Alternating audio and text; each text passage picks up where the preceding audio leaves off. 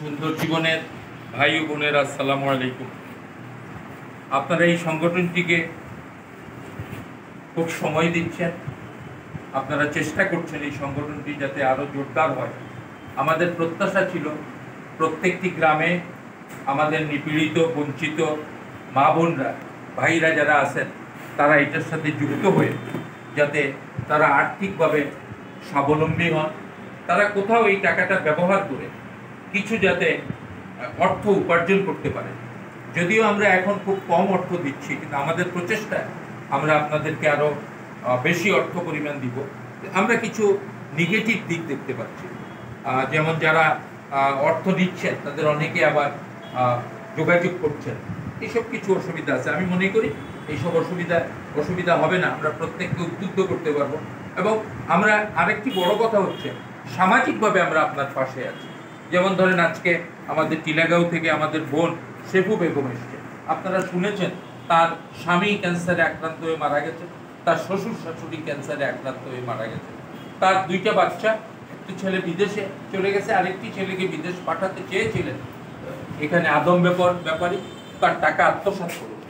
এই যে সামাজিক যে প্রবলেমগুলো, এই প্রবলেমগুলো আপনি শুধু একা বহন করবেন না, আমরা আপনার সাথে থাকবো। মানুষের শক্তি, মানুষের জোয়ার, সবচেয়ে বড় জোয়ার আপনারা সাম্প্রতিক সময় দেখেছেন। আজকে 2 আগস্ট, 1 বছর আগে অনেকগুলো বিষয় নেব, কিন্তু আমরা সেই সহযোগিতাটা পাচ্ছি না। আপনারা সেই সহযোগিতার হাত প্রসারিত করবেন, এই আশাবাদ ব্যক্ত করে আপনাদের সকলকে অভিনন্দন জানিয়ে আমাদের আজকের সভাটা এখানে শেষ করছি।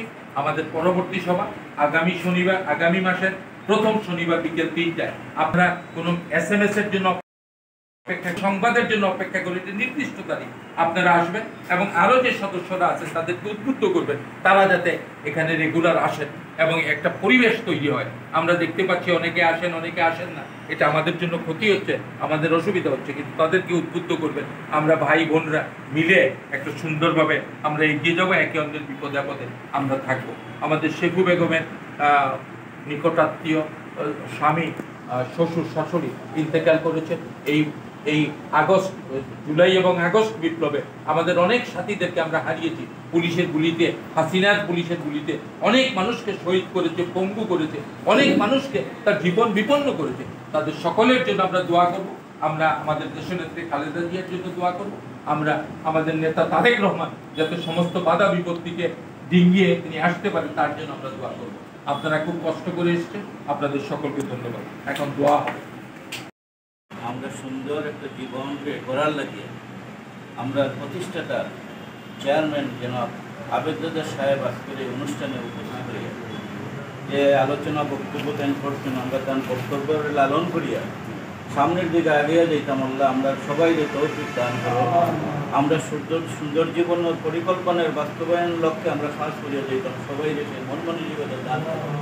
আমরা যারা এখানে আজ তুলছি আল্লাহ আমরা সবাই মাফ করে দাও, আমরা নেতারে মাফ করে দাও, আমরা যারা আত উঠাইছি আমরা সকল বেপনা মুর্দেগান আপনাকে মাফ করে দাও।